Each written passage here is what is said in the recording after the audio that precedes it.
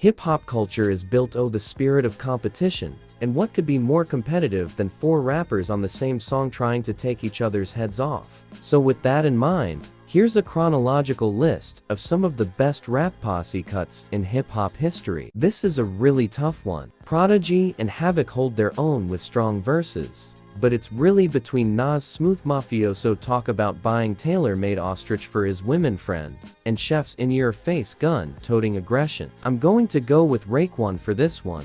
Raekwon said, "So that beat was just freshly made once we all got into the studio together. I remember P was up in there first setting it off, and Havoc came behind him, and me and Nas was over there in the corner writing. Like, one thing about me, I think I was more excited just chillin' with homies than writing. Like I was always the type of homie like, alright you go, give me like 10 minutes. So a lot of my rhymes are wrote quick. Like that's what cats always say about me like, yo chef you write so fucking fast. I'm like, cause I get open quick. If I get open off of something, then it makes me write." Method Man delivers one of his best hooks ever on Wu-Gambinos, but it's Ghostface Killah who steals the show here. Mixing up off-the-wall raps with pop culture references and fashion talk, Ghost gave us a glimpse of what would become his signature rhyme palette for Supreme Clientele. Reza said, "Actually, that was the first one where everyone took on another name to go along with the concept of the album. That was done intentionally. We was probably 11 songs into the album. Everyone come with your Gambino name.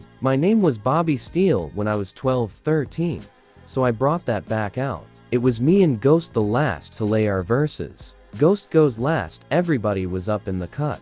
True Master had to be the engineer to record me. I let homies know I'm part of the sting. I'm coming for that money too." For me, it was a chance to show homies, because I hadn't been heard for a minute. The original Firm lineup was magical. Affirmative Action and Full Circle nearly 20 years later would prove it. Nas and Cormega both drop flawless verses, but the way Sosa's verse comes in before the drums and the way he pronounces you just couldn't top it. Nas said, "AZ was my man, and he told me about Foxy Brown. Drove me to Brooklyn to meet her at her house. I wanted to put the Firm together, and she fit perfectly. It was the first song we recorded together." Another incredible Inspectah deck opening verse. Even though the Rebel INS doesn't have a classic solo album to his name, I bet if you took all the feature verses and Wu appearances over the years, you'd have enough to put together 3 to 4 classic joints. I never understood why Ghost wasn't on this.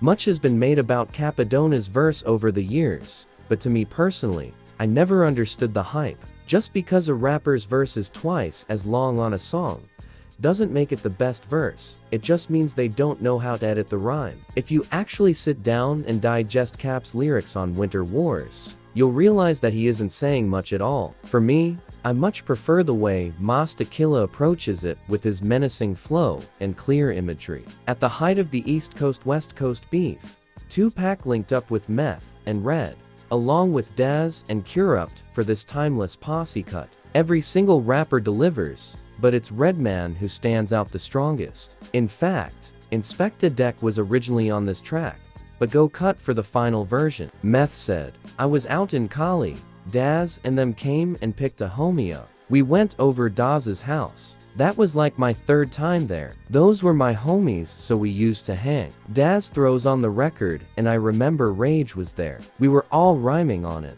He went first, then Rage went, then Kurupt, then me, then Red, then Inspectah Deck.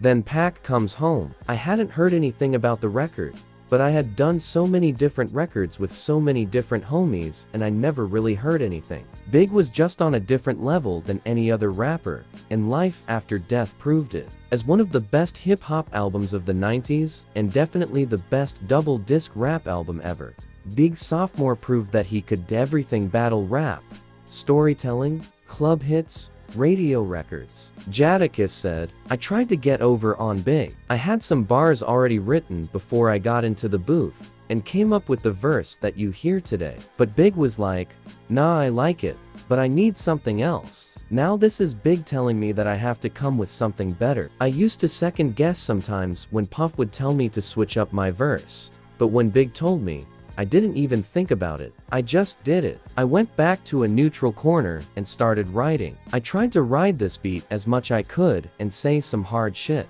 That's when I came with, you already know what it's about when I run in your house.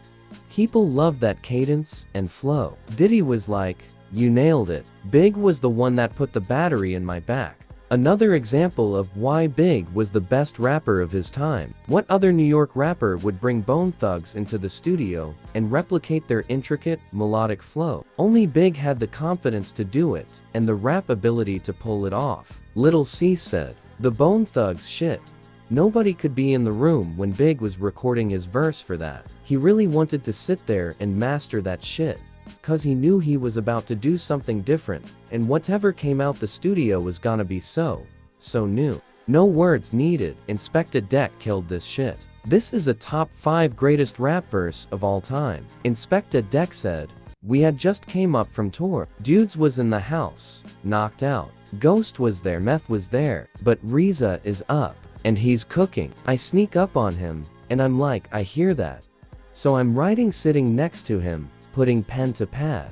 As I'm writing, I thought of the rhyme I did with Tony a Touch, and as I'm saying it to Reza, it hit him. I'm like, hold up. Let me call Touch first, and get the blessing on him, man. We from that school where you can't say the same rhyme twice. It didn't matter what capacity. So yeah man, I had to call Touch real quick, and he gave me the blessing to drop that verse. So I told Reza I'ma drop this real quick. And I had to leave that morning, so Reza threw that beat on. The beat wasn't even complete, I just heard the drums. Couple of the some hi-hats. I dropped the rhyme. So it turns out that Prodigy actually had a verse on this song. Not just a hook, but he took it off to put it on Nas' Live Homie rap. It's a hot verse, but nothing tops Tragedy's vivid imagery on this track, especially over Marley Marl's terrifying Kuwait remix. Prodigy said, we were performing that song out there in California because that song was #1. We were getting requests to come perform, and we were going out there performing it when the song was hot. That's why we took offense when Jay-Z came out years later. After everything died down and people lost their lives, he came out with that song, Money Cash HOs, where he had that line, it's like New York's been soft ever since Snoop came through and crushed the buildings. We took offense to that, like, how you talking now? We was out there risking our lives. This is peak Death Row era 2-pack with the nihilism, intensity, and paranoia. But the way Busy Bone sets off the song with his flow and melody takes the cake. An insane lineup of veterans: LL Cool J, hottest rappers Meth and Red, and Hungry Up and comers Cannabis and DMX. Much has been made about Cannabis and LL Cool J's beef that stemmed from the former's verse. But it's Cannabis and DMX who's the superstars here, with aggressive lyrics. Sticky and Method Man kill it when they trade bars at the end of the song. But it's Raekwon who has the best verse with the way he conjures up imagery with his first few words. One of Raekwon's best opening verses ever. Sticky said, it was a collaboration. It's about the worst of the worst, meaning the best. We're the worst nightmare for everyone in hip-hop. When we recording this song in the studio all night, Meth said that he wouldn't leave the studio until this track will be done.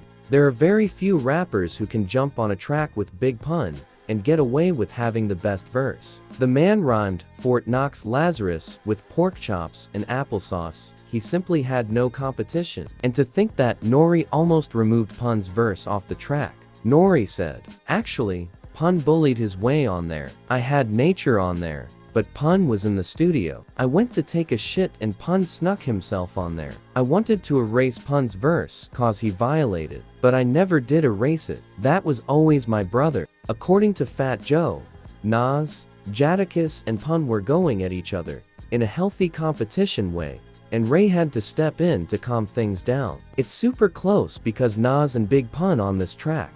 But the way Pun stutters, that shit was fire. Rest in peace to the greatest ever. Fat Joe said, Pun was like, we gotta get Nas and me on the same track. Like I said, he wanted to get his favorite rappers on a song and go crazy. So we had Jadakiss, Nas, and you know I always got Ray. We all got together. To me, Pun had the most legendary verse. That shit was crazy. Everybody was in the studio. Nas was there. I think Busta Rhymes was there. Just hanging out. It was fun. This is one of Pete Rock's craziest, most banging beats ever, but his verse on the song sticks out like a sore thumb. Especially when it's the last verse on the song following killers like Ray, P, and Ghost. He should have wedged himself in the middle or something. Raekwon absolutely kills it here. While DM's Flesh of My Flesh, Blood of My Blood was his second #1 album of the year, the second rapper to ever achieve this, after Tupac. Their two styles couldn't be more different. DMX with his aggressive, in-your-face flow, while Jay exudes a menacing cool. Jay-Z edges it. Swizz said, "So I would pay in their banging beats because I only had a little time to display what I could do. They all came in and Jadakiss was like, oh man, that is crazy." Once one person co-signs it and they start writing to it, you're locked in. Jada started writing to it and everybody else followed him. One of the craziest lineups of lyrical rappers of all time. Every single rapper delivers one of their best verses on here, but Kool G Rap is just at another level above everyone else. I'm just going to leave his whole verse here so you can read how crazy it sounds. Kool G Rap said, "That one was hard to call, cause it was so many phenomenal dudes on that track that just destroyed it. Tech 9, oh my god. I was just happy to be a part of that one. I was content not feeling like oh it killed everybody on the track this time. I was just glad that I was a part of it cause it was a great track." RZA caught a body on that. Devil's Night as an album and D12 as a group haven't aged very well as the years have gone by, but fight music will always be a classic. Over a Dre production, who replaces his bouncy G-Funk for menacing guitar licks, Eminem delivers one of the best verses of his career. Denon Porter said, "Fight music was a no-brainer." M always said he still says that that's his best vocal performance ever in his whole career. From the verse to the hook, he felt like that was his best. And I would say that's one of my best, and one of my favorites. This is peak Aftermath, Shady, G-Unit era. At the time, it just felt like Dre, M, and 50 would be running the rap game forever. M is at the top of his game here. Some of the best bars he would deliver before his descent into drug addiction, but 50's closing verse is just classic 50 Cent. Obi said, "It was one of those things. We all had to get to know each other real fast. They was from New York. We were from Detroit. They would fly into Michigan, and we'd all be in the studio, learning different things from each other. The vibe was tough, man. It was like, we was all in there vibing." After dropping the Carter 2, Lil Wayne went on a legendary run never seen before, killing guest verses and mixtapes left and right. From his Dedication 2 mixtape to stealing the show on Duffel Bad Boy to the epic Da Drought 3, there was no one in the game touching Wayne's output. We Taking Over was the verse that would take him over the top, and eventually lead to the Carter 3 selling over 1 million in its first week. Bun B, Pimp C and Big Boy all deliver solid verses here, but how can you not say Andre 3000 had the best verse? Floating over no drums and a blissful sample of Willie Hutch's I Choose You. Stax deliver a beautiful ode to commitment, in a game that doesn't value it at all. Bun said, "Just the fact that Andre was interested in rapping on the song was a trip, because at the time, he wasn't really rapping at all. He was like, I'll rap on it, but I probably won't do a video, I'm not really shooting any videos." We were like, that's fine, that's no big deal. I would just love to have you on the record. But once we got it, we knew it was special. Everybody knew it was special. Andre just opened this song, and Big just closed it. This is crazy.